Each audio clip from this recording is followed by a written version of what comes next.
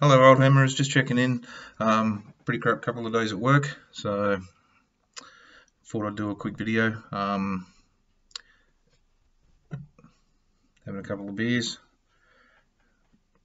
with the Polana Mutina brew, and yeah, so just a crap couple of days at work, and yeah, the gives me some hope though, because guess what arrived?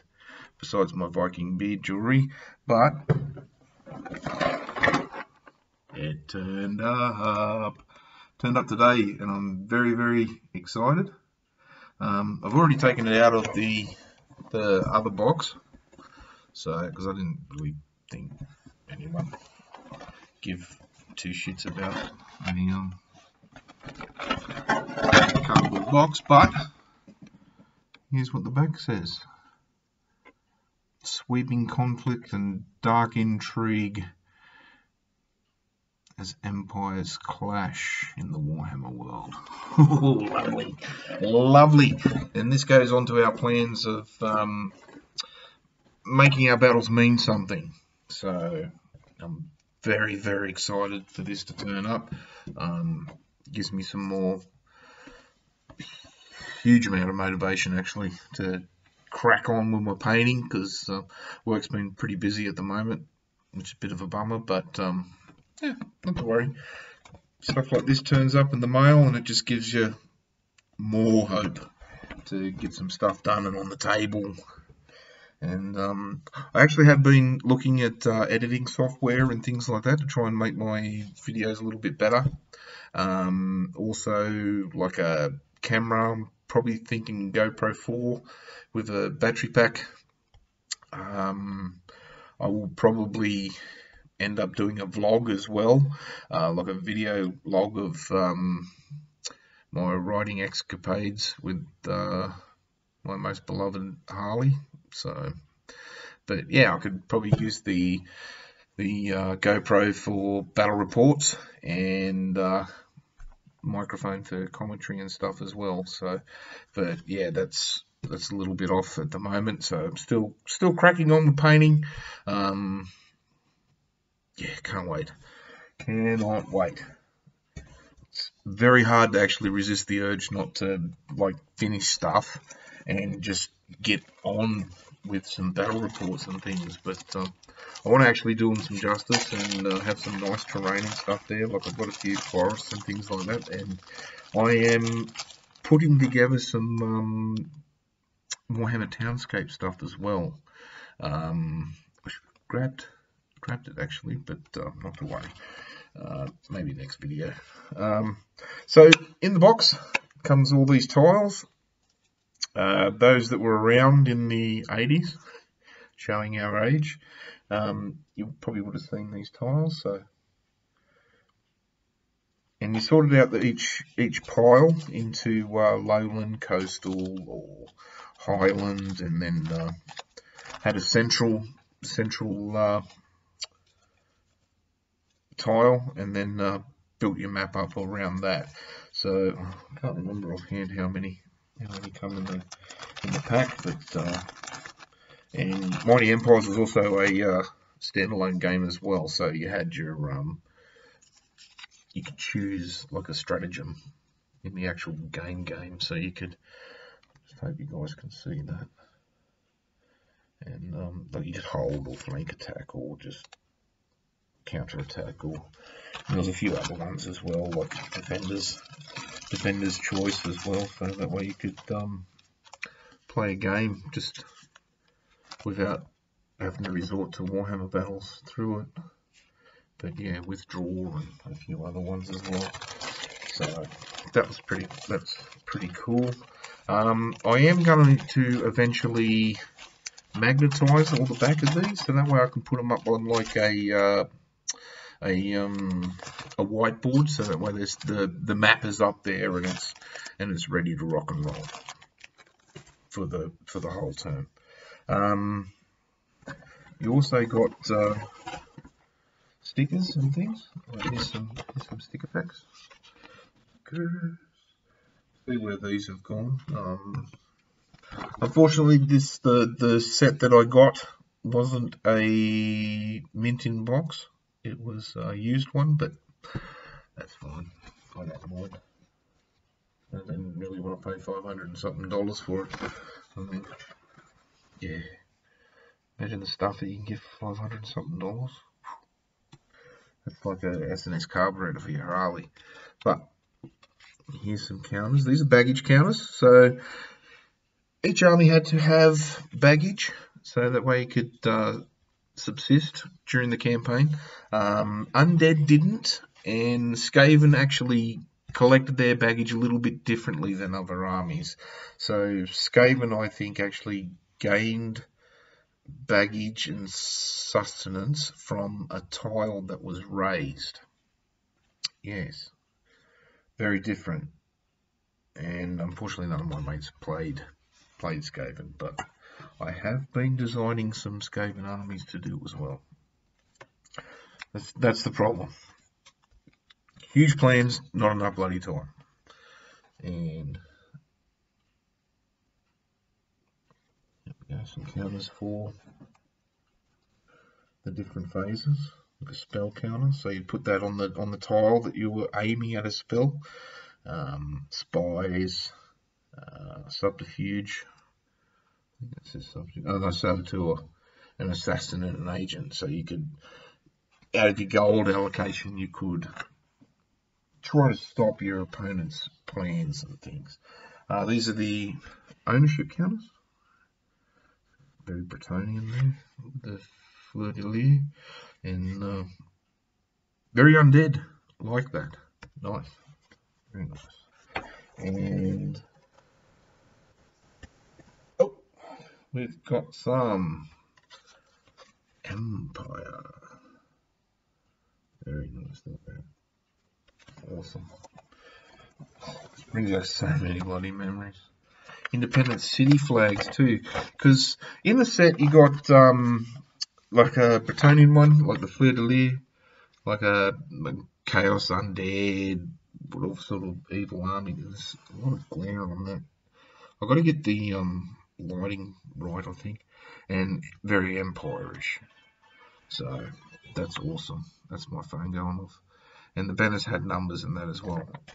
Now in the book, the banners are actually 1,500 points. I double checked the rulebook when I got it. As soon as I got it, I ripped it off and had a look. And yeah, so it's 1,500 points for each banner. But at the start of the campaign that I'll be doing, I think I'll cap it out at 1,000, so that way we can build up armies slowly. But yeah, get them done and on the table, because that's the aim of the game, to get them done and on the table, and somehow work out how to do a grid and things, so that way you guys can put in a suggestion and a vote for banner 1 from the Norse will go to tile D2 or whichever. Yeah, just because we're solo Oldhammering here. So these are a treat. These are some of the best small scale miniatures I've seen, and these guys are from the 80s. That's a city. It's probably pretty hard to see that on my camera. Can't wait to get a couple of GoPros so I can really zoom in and do them justice. There's a fortress.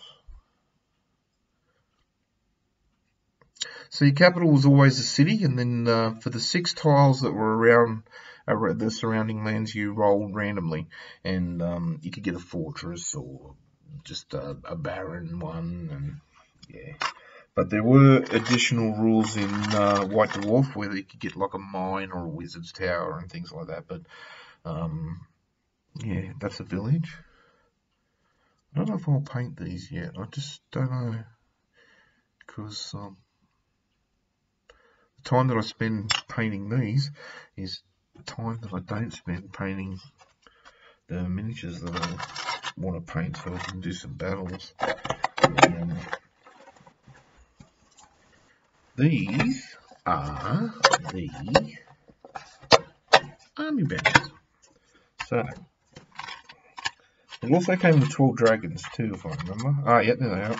So the 12 dragons, there was an event that happened during the campaign that sort of like a, oh, that's flipping over and put the rubber band on. There was an event where there was like a Rage of Dragons or something like that, and I think it was on 12 during one of the seasons. I'll explain more about that when we have a look at the rulebook. But yeah, so you rolled that, and then I think you rolled 2d6, and that was how many dragons were actually coming out from the mountain. And I'm pretty sure there was 2 mountain tiles in the set, and we just used to roll randomly to see which mountain they came out of. But if they touched a city or a village or a fortress or anything like that, then that was raised. So pretty harsh, but the dragon miniatures are quite nice. Hope you can see that. So that's nice. And the army banners. So these are the army banners. There's a nice little Empire-ish one. Very nice. They look really nice painted, but yeah, like I said, too busy painting them when I should be painting my 1,000-point army, so that way we can get some battles on the table. Looking forward to that. And now these are ships. There were naval rules for this when it first came out. Pretty basic. It was just really and truly just rolled for in the in-game system for Mighty Empires. But when Man of War came out, my friends and I we introduced it into our campaigns for Warhammer. But we started using this for 3rd edition, then 4th, 5th, and I think we used it up until about 6th, and then yeah, they sort of fell out of fantasy and moved on to 40k. But yeah,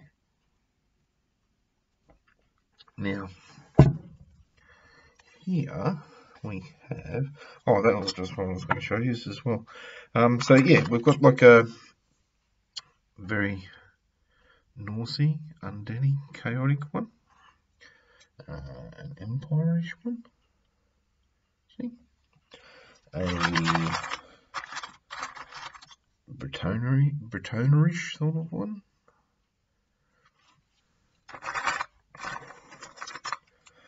and in the set, I don't know if it was used.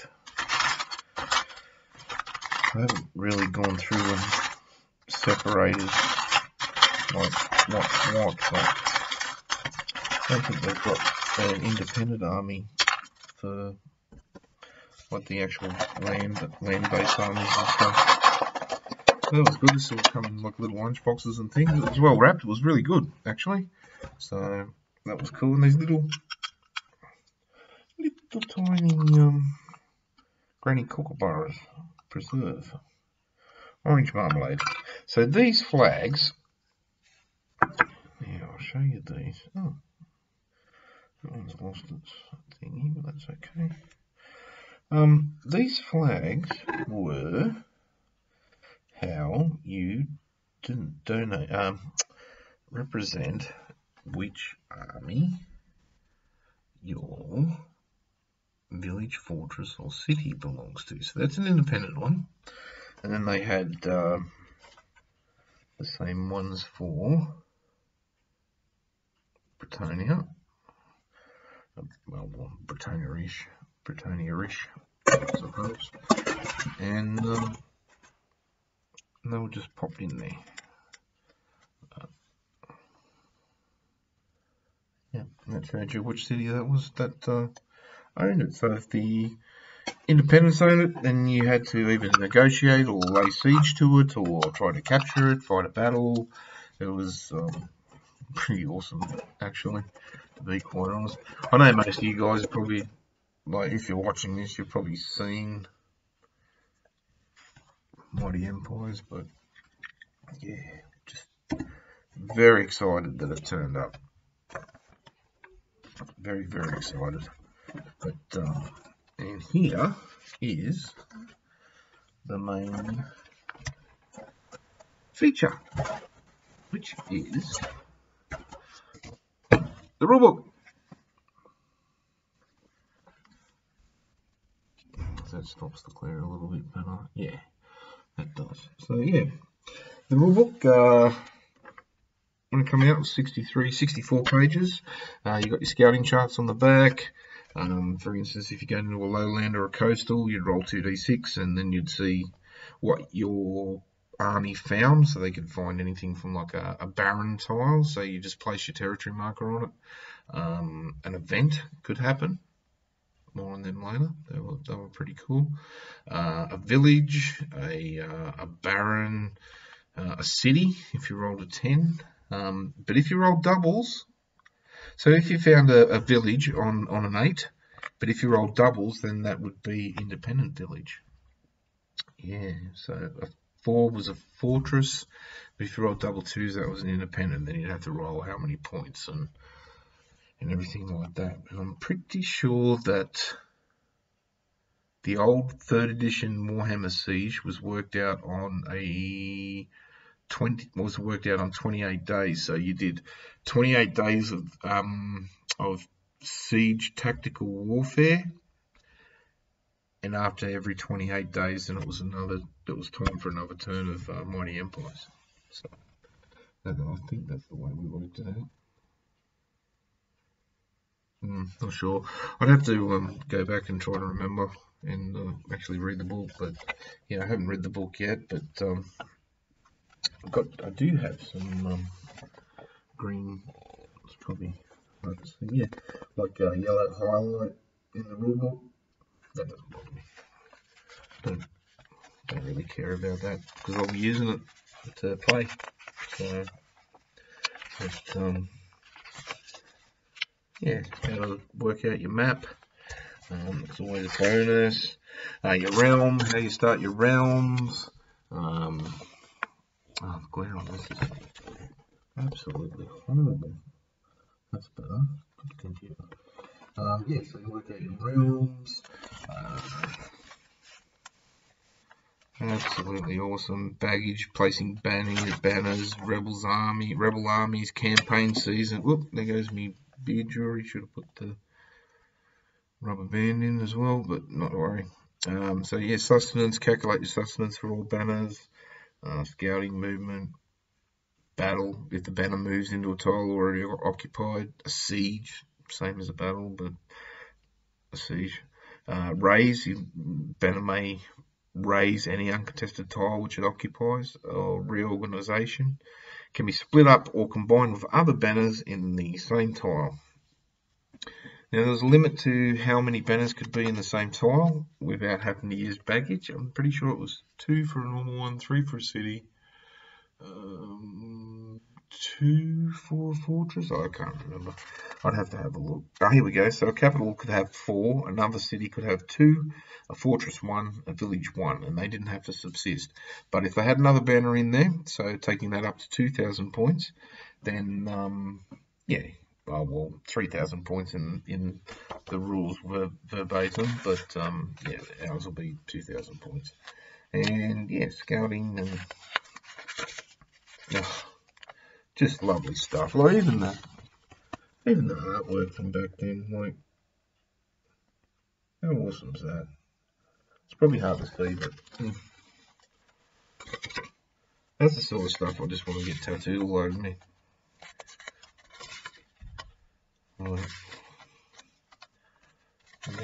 Like my 2nd edition Space Wolf tattoos.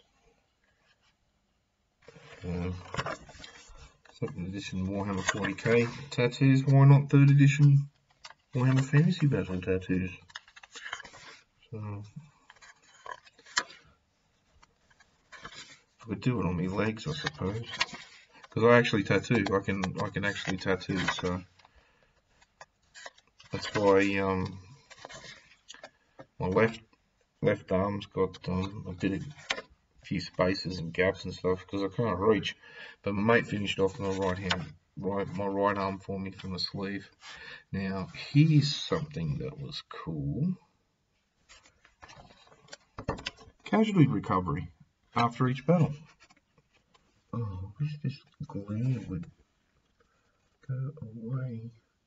Casualty recovery for each battle. So you, depending on how well you went during the combat, like the actual Warhammer tabletop battle, then you could recover some of your men from casualties and things. So if the unit ends the game en route or leaves the table en route during the game, special rules apply as described later.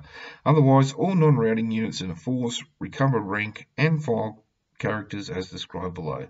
Roll a d6 and apply the following modifiers. So if you were defeated, it was a -1. -2 if your force was defeated and scattered. That means you got your butt kicked, basically. -1 if your force is pursued. So your opponent could try to pursue you. And +1 if your force was victorious. Then you rolled a d6. And let's say you rolled a 1. So no models lost as casualties are recovered. So them's the breaks. They're gone. So you'd lose the points for those. Now, I don't know whether to do pre-built armies. I'm guessing I could use Army Builder for that and just call it North Banner 2 or whatever. But name the characters, name the regiments, all that fun stuff, and then use that to keep track of which ones have been killed and how much they recover. So if you roll a 2, 1 in 4 casualties are recovered. If you roll a 3 to 4 with the modifiers, 1 in 3, 5, 6 is 1 in 2. So that's not too bad.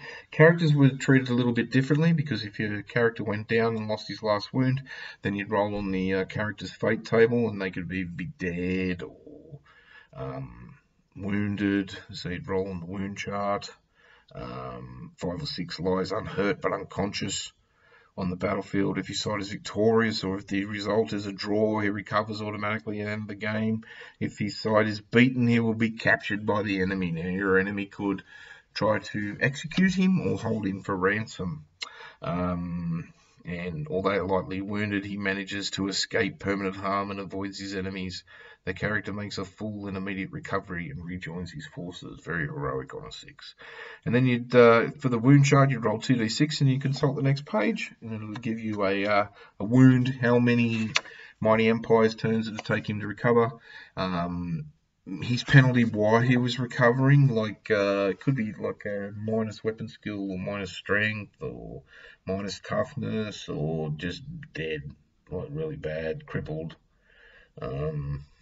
and permanent effects if there were any. So he could have a severe arm wound. So his, let's say for example, his recovery time is the remainder of the campaign season. Now, I'm pretty sure there was six, yeah, there was. So there was six turns. So there was a spring equinox, and there was 1 to 6 turns, autumn equinox, and then winter. So during each campaign turn, each player takes an individual turn to determine who goes first. Just roll d6. Highest scoring player rolls first. He goes first, and yeah. So that was cool. During winter, there was all different events and things like that as well. So sieges are covered, and moving into battle, route charts. So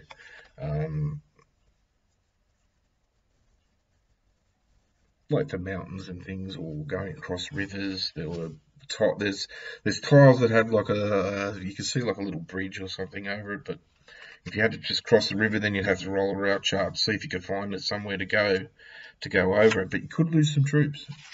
From the crossing, and like sieges, and then reorganization, terms of surrender, booty, raising, reorganization.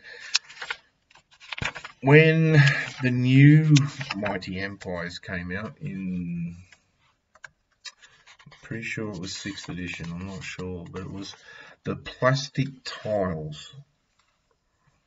Brilliant, absolutely brilliant, but having grown up with this, I think the new Mighty Empires was actually lacking. I think the rules are really dumbed down, and you never used them.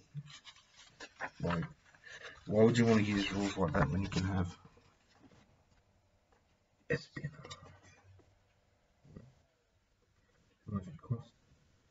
Gotta make money for your empire, so that way you can buy more troops, or spies, or assassins, or sabotage your opponent. Terrain tables, that was for tabletop battles. Had a couple of pages on tabletop battles and how to fight them. Pincer movements and different strategies, massive sieges. I think that was in there. Yeah, so Mighty Empire's game turn is equivalent to a month or 28 days, while a strategic turn in Warhammer Siege represents 1 day.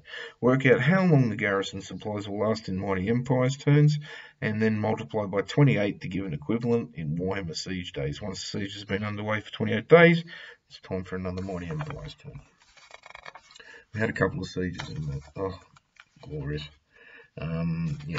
Casual recovery, campaign world, so you could few different rules for different armies, like undead. Undead didn't have baggage, probably because I didn't really need it, but you had to use magic points, and if one banner occupied a square, and that was fine, I'm pretty sure. I have to read through, but if you had two, then if you rolled a dice, I think it was a 1 or 2 or 5 or 6 or something, and then they lost some points or something, but you could just re-raise them in the battle when you got there. Dwarves were better off in the mountains. High elves,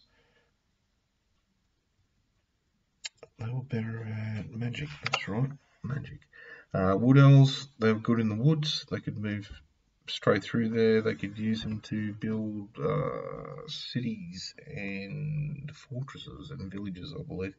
Orcs and goblins are good. You can make them force march and move 2 squares a turn, but yet again, got to roll on that table, force march table. If they don't do it properly, they kill each other. Skaven, they were all about under empire things, and the raising of cities and things, so they could live off the filth. It had some stuff that you don't see anymore, really. Although I did see them in 9th edition, like army books for Space Marines and things like that. It was like main generators. Awesome back in the day. Right. Fantasy Battle. Where have you gone? And personal names, Campaign Chronicles, how to start like invent a calendar, do a turn thing and everything for your campaign, and we used to put out a newsletter and stuff like that, like when we were in high school. So that was about 90. About 1990, I think. God, showing me age now. That's far out. That's over 30 years ago. Fuck. And then a little section on painting your models, like your banners and things like that. But yes, very, very excited that this turned up. Looking forward to busting it out. Still plugging away at the Norse, so hopefully, work will slow down a little bit. I'm in Australia, so we're still locked down and everything, so hopefully, work will slow down a little bit, and then I'll be able to finish those off and, show them to you guys. And I've been looking at some editing software, so that way I can do these a little bit better, hopefully.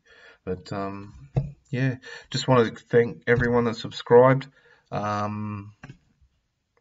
really appreciate it. It gives me the motivation to keep going. That yeah, people are watching and seem interested. So thank you very much for that.